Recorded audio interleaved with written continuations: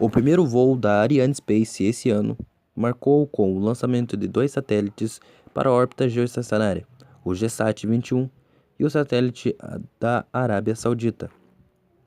Os 2 satélites são satélites de comunicações e vão ficar em uma órbita geoestacionária em volta da Terra. Eles servirá para a comunicação via internet e outros tipos de comunicações e vão funcionar em banda Ka. Fiquem agora com o lançamento e deixem um like se gostarem. Pessoal, até a próxima. À tous de DDO, attention pour le décompte final. 10, 9, 8, 7, 6, 5, 4, 3, 2, 1, top.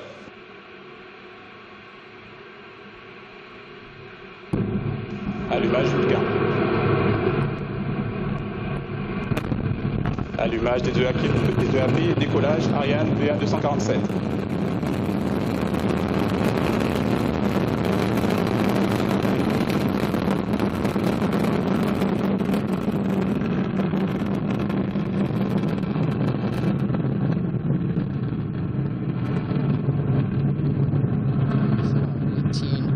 Local time and right on time.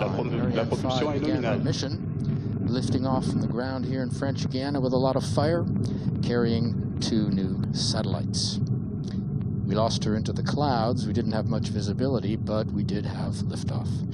The 2 boosters now providing 90% of our thrust, propelling the launcher along her trajectory at an ever higher velocity, as the DDO says all is working perfectly on board. Our mass at liftoff, 775 tons. And to get that sort of weight off the ground, you need a lot of push, and push we have. She's burning 5 tons of fuel every second. That's 2.5 tons per second burning in each booster, plus the core stage burning another 300 kilos of fuel, again, every second. Ariane 5 is now following the program in the onboard computer, which gives all the orders, including stage separations, which we will soon see in less than a minute. Tous les paramètres à bord sont nominaux, la propulsion est nominale. The DDO says all is working fine on board. We're in the first of 4 flight phases. We'll describe each in turn and in detail so you can follow Ariane as she heads east across the Atlantic. Right now, the first flight phase, trajectoire est nominale. The single first stage engine and the 2 boosters are burning. The boosters will each consume their 240 tons in just over 2 minutes. In about 20 seconds, they will be extinguished, and they're the first to be jettisoned, and you'll hear that from the DDO, and you'll see that, of course, on the animation as well. This first flight phase, using both cryogenic cold fuel and storable propellant, cryogenic offering certain advantages over storable, better and more precise performance, and its motors can be reignited. There we have right on time separation of the 2 boosters. The DDO confirms it. They fall 500 kilometers from shore into a protected area. Give you an idea what it looks like from the onboard camera. There is a second booster to the port side of the ship, which is out of camera range. French Guiana was in part chosen as a base for its opening on the water, launches posing no threat to the local population. We'll have more on that coming up. For now, on the bottom of your screen, take a look on the left, our altitude approaching 100 kilometers, and on the right, our speed. We've passed 2 kilometers per second. The speed we need for satellite separation, roughly 9 kilometers per second, so keep your eyes on the numbers.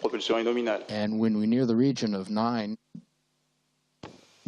Séparation Saudi Geostationary Satellite 1 et la Sat 4. Well, DDO has confirmed it. You see our first passenger pushed away from the mothership by a series of springs. First good news of the evening, successful separation of our first passenger at over 1,000 kilometers up over Africa and just below the Arabian Peninsula. We're launching from the CSG, where we have been launching for 50 years.